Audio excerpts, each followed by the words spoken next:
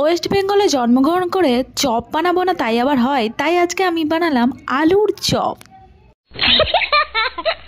প্রথমে নিয়ে নিয়েছি কিছুটা বেসন, সেখানে নুন, হলুদ, লঙ্কা গুঁড়ো আর দিয়ে দিয়েছি বেকিং পাউডার। তারপর অল্প অল্প করে জল দিয়ে একটা ঘন ব্যাটার তৈরি করে নিয়েছি। তারপরেই তেলে দিয়ে দিয়েছি জিরে ফোড়ন, সেখানেই সেদ্ধ করে রাখা আলু, নুন, হলুদ, লঙ্কা গুঁড়ো, জিরে গুঁড়ো।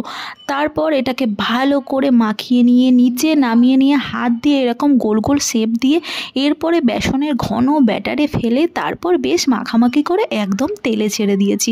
এরপর বেশ কড়া করে ওলট পালট করে ভেজে নিলে তৈরি হয়ে যাবে আমাদের এই আলুর চপ। খেতে দারুণ হয়েছিল, ভাবছি একটা দোকান দেবো। এমনিতেই দিদি কিংবা পিসি যাই বলো, তোমার সম্পর্কে যাই হয়, সে কিন্তু আমাদের চপের ব্যবসায় করতে বলেছে। আমাদের শিক্ষিত সমাজের ছেলে মেয়েদের চপের ব্যবসায় একমাত্র ভরসা, তাই কাল থেকে করবো চপের ব্যবসা।